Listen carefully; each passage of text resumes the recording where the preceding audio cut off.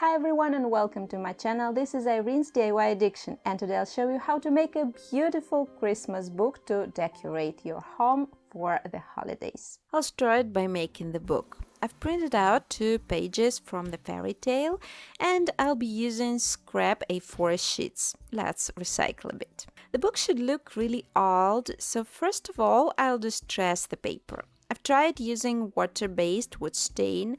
I came across this method on the web, but the stain I've bought looked pale and kind of pinkish. I didn't like it, so I've ended up using tea instead. I'm adding some strong infusion of black tea to the water. I have no exact proportions here, but the darker it turns out, the better. And then I'm placing the paper in the solution. Best is to sand 1 sheet at a time to be sure it's completely covered with the solution.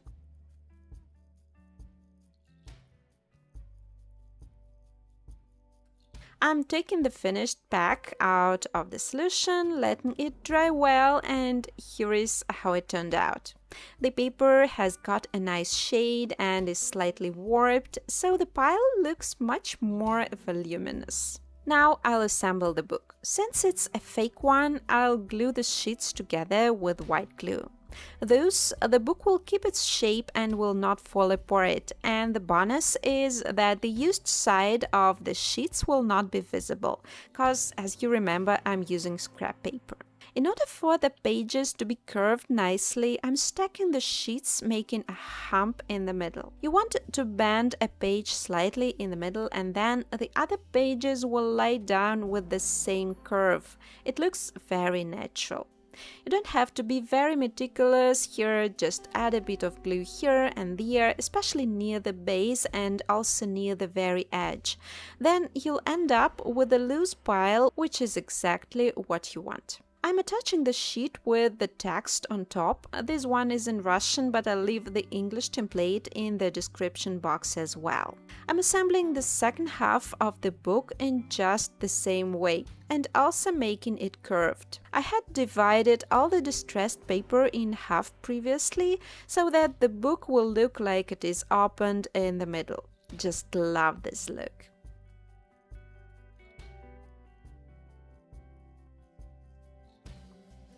I'm attaching the page with the text and the base of the book is now ready. And next, I'll need the cover. For making it, I'll be using thick cardboard. The piece I have is a bit small, so I'm cutting out 2 pieces for the covers and a spine separately. I'm adding a couple of extra pieces of cardboard in the middle to connect the cover parts, as I don't want the book to fold.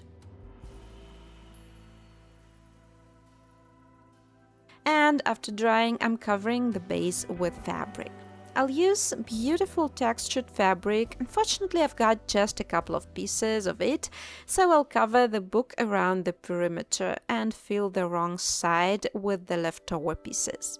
Here, you want to attach the fabric really neatly along the edge. I've outlined about ½ an inch along all the edges and used these lines as a guide. And I've cut the corners diagonally to ensure everything is nice and even. After that, I'm attaching decorative craft paper on top. I often use this striped paper in my projects. To make a natural looking spine, I'm rolling up an insert from corrugated cardboard. It is curved on one side and flat on the other one, and it is a little shorter than the pages to be able to hide it later. I'm hot gluing the insert in the middle of the cover, trying on the book base. Looks fine, so I'm attaching the base of the book to the cover. I'm smearing both the cover and the insert with white glue and stacking the halves of the book.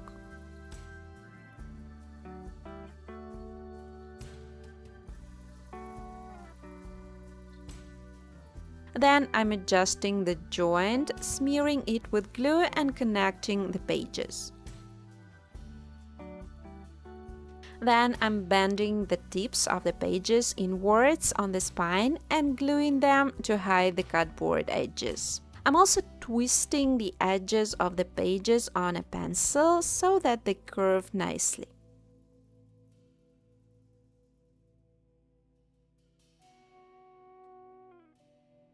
Finally, I'm distressing the corners and the spine of the book. I'm tearing the fabric with a knife and sanding them so that they look shabby.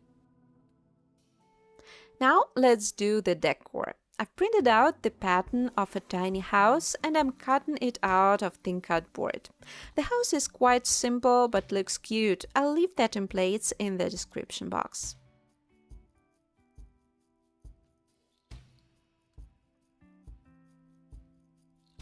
I'm attaching the roof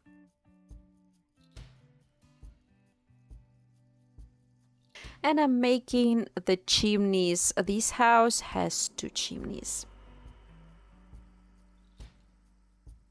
I'm attaching them to the house. Here I've used super glue for assembly. And I'm also making a little roof over the door. Finally, I've decided to decorate the roof with tiles. I've cut a lot of tiny rectangles out of cardboard and I'm placing them all over the roof, going from the bottom to the top. This is a somewhat tedious task, and here you may want to use tweezers because the pieces are so tiny, and you can also keep it simpler. I'll show you another variant of the roof which is much faster to make. I'm also making a tiny door. After drying, I'll paint the house. I'm making the roof red. It looks really bright, so I'm tinting it a little with a thinned brown paint. This gives it a really natural edged look. I'm painting the house itself cream. The paint I have is very thick, so the walls look like plaster when painted. And I've emphasized this texture by dry brushing the house with brown paint. And I've also applied thinned green paint here and there to imitate a mossy surface. Next, I'll make a stone pathway. For imitating the pavement, I'm attaching tiny rectangle pieces of paper in a checkerboard pattern onto a strip of paper. I've slightly bent the strip lengthwise so the rectangles look like little paving stones. I'm making the second house the same way, but I'm covering the roof with corrugated cardboard. It looks too bright, so I'm painting it dark green.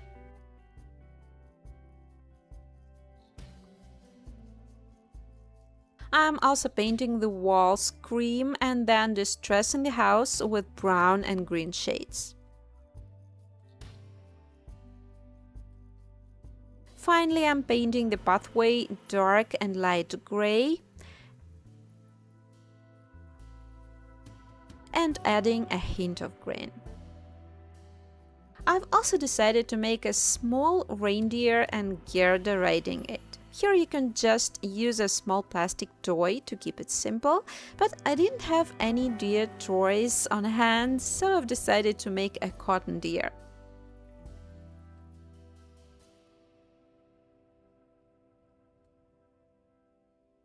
First, I'm making a simple wireframe. It's not very well seen here on the background, sorry for that. I'm also making the horns out of thin copper wire. I'm twisting 5 pieces in the middle, bending 2 tips forward and 3 tips backwards, and then I'm twisting the front and the rear wires for about half of their length, and I'm slightly bending the very tips which are left loose.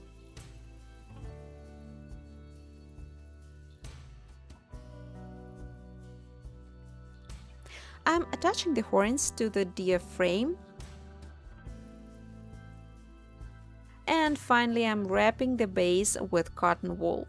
The deer is very tiny, so you will need just 1 cotton ball to wrap the entire frame. And you want to use just a little cotton, just to cover the wire. You want to wind the cotton on the frame just like you would if you wanted to make a homemade cotton swab. After the base is wrapped, you may want to add a little more volume to the body and the head. And the deer is almost finished. You'll just have to wrap the horns too.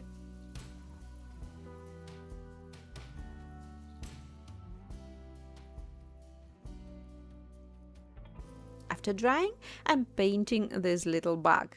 I'm painting the horns and the hooves brown, and I'm patting the back with a brush lightly to blend it with white cotton.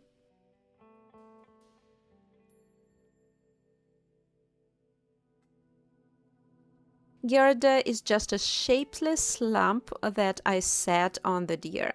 I've attached cotton arms to the lump and then covered it with a thin layer of cotton to make a cloak. I'm painting the finished figurine red. I've also added a fur fringe out of cotton later. And finally, the main decoration of the book is the Snow Queen castle. To make the base of the castle, I'll use, don't laugh, the Cinderella's castle model from an old German magazine. The model is quite complicated. I'll simplify it, and in fact you will only need the bottom and the walls. I'll leave the full model printables in the description box just in case you want to make the original version. And I'm cutting the bottom of the castle out of thick cardboard. You want two parts like this. I've decided to make towers out of reused materials to simplify the process. And for the round towers, I'll use 3 thread spools and 3 plastic eye drops bottles. I've decided to make the bottles shorter, so I'm cutting them in half and making holes in the bottom to insert the spool. I'm attaching the spool, and here is how it turned out. I'm cutting the bottom part of the bottle to be able to insert it into the upper part and hot gluing the bottle parts back. If you use shorter bottles, you won't have to do this. I just thought they will look better after being shortened. You want to make 3 towers like this. Try to make all of them the same height.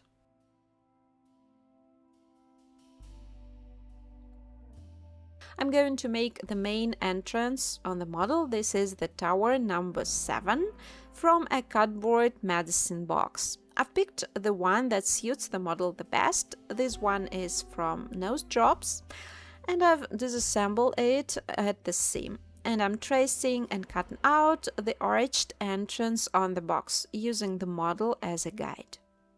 I'm also making a cutout for a balcony using the model. You can also draw it directly on the box. The entrance of the castle is half covered with a lattice. To imitate it, I'll use a piece of lace. It has cilia along the edge that looks just like lattice.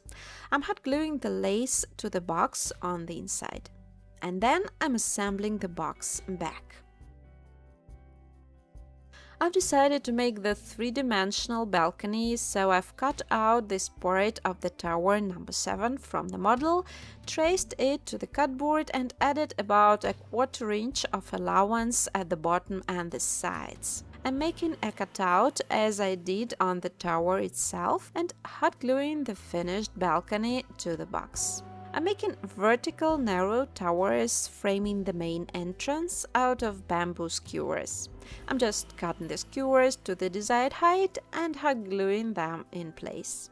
And finally, I'm making the roof of the tower, and I'm using the part 7B from the original model here. It's beautifully shaped, so I've decided not to change anything.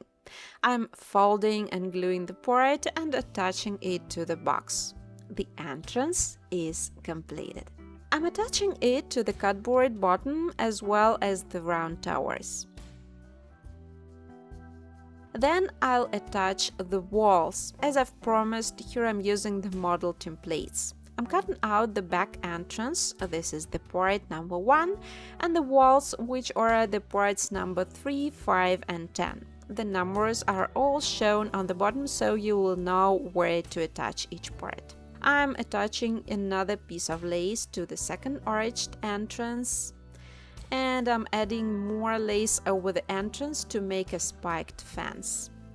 I'm attaching all the walls to the bottom. I still need to finish one more tower, but first I'll attach the second floor to the base. You want to place it about half an inch below the upper edge of the walls. And I'm securing this part with super glue.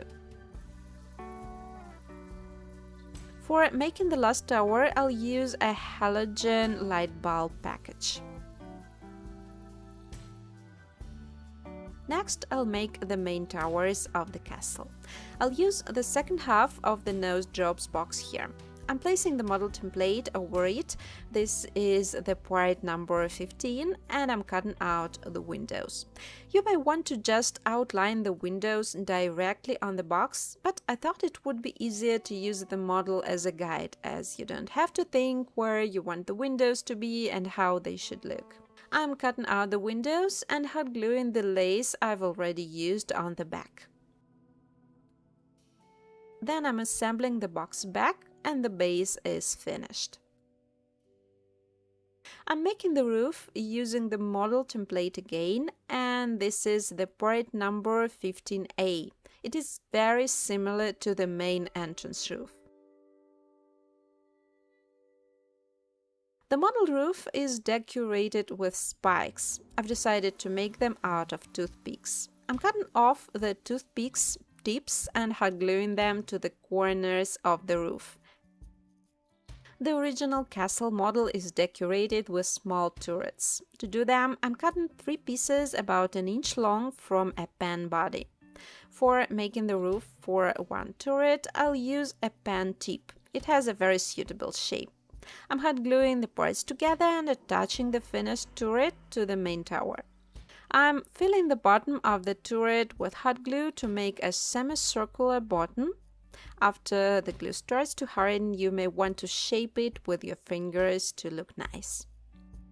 I'm making another lace fence around the roof. And I'm adding another part to the roof. These are the parts 15D and 15C on the model. For making the highest tower, I'll use an old felt tip pen with a faceted body. I'm pulling out the rod and hot gluing it to the lipstick cover. And I've decided to make the icy topper here. I'll use plastic Dollar Tree icicles to make it. I'm breaking off a piece of a suitable size and hot gluing it to the felt tip pen. And after that, the lipstick base looks too high, so I'm replacing it with a smaller cap. I'm attaching 2 more turrets to the castle walls. I've made them the same way as I did for the main tower, but here I've used white glue leads for making the roofs. I'm attaching the topper to the square tower. These are the parts 12C and 12E, although it would look good without this topper too. Well, and I'll add some embellishments. I'm framing the windows, making the doors. Here I've used thin strips of cardboard. I'm also assembling the cardboard stairs for both entrances of the castle. And I've decided to decorate the round towers with more icicle spires. It's the Snow Queen's castle after all. After the castle is finished, I'm gluing it all over with paper napkins. This will make the walls look more textured, as if they are made of stone, will work as a kind of a primer for the plastic parts, and also the napkins will secure everything together, so that nothing will come apart or fall off later. I'm attaching small pieces of napkins soaked with white glue all over the castle, leaving only the plastic icicles uncovered. After drying, I'm painting the whole castle ivory, well, except for the roofs. I know using white and blue would look more logical here for snow and ice and all that, but I wanted to give it a hint of vintage feel somehow. I'm painting the roofs, the doors and the window frames bluish gray.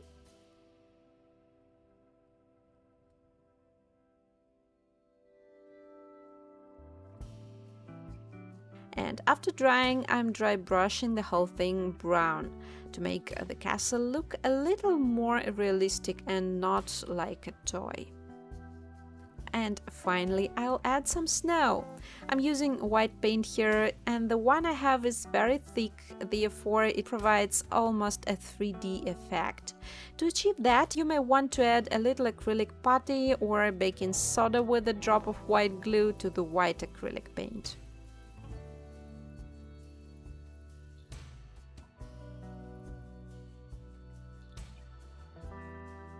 I've applied quite a lot of faux snow, mostly over the roofs, of course.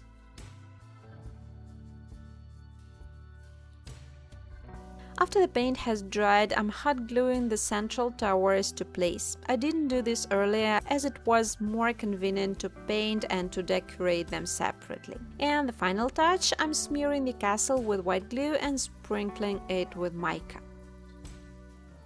And now I'll set everything onto the book. First, I'm attaching the castle, then goes Gerda's house. In the fairy tale, there were rose bushes and I'm making them out of dried hypsophila and some moss. I have no idea how to arrange the roses in the window boxes just under the roof, so I'm just planting them nearby. The pathway, the guy's house, and a little more dried moss. It looks like green vines over the house. I want the deer to jump from one page to the other one, so I've stuck it with a pin. And I'm complementing the arrangement by gluing pieces of cotton on the pages here and there. I'm smearing them with glue and sprinkling with more mica, as if snow drifts are all over the book. I'm also sprinkling a little mica on Gerda riding the reindeer and even on the houses. I think it looks so good here. One of the corners of the book looked a little empty to me, so I filled it with a few bottle brush trays. And we're finally done. The finished decor looks exactly like a real ancient fairy tale book where the characters of the story have come to life. And you want to add more and more to the story. I'm actually thinking of making the whole little town, as two houses look a bit lonely to me. The Snow Queen story may not be very familiar to my followers from the US, but I still hope you enjoyed this decor. And you can also make a book with the story you love the most as a Christmas decoration. And I think if you decide to make a witch faux book and to decorate it with some moss, stones and potion bottles, it would look just amazing.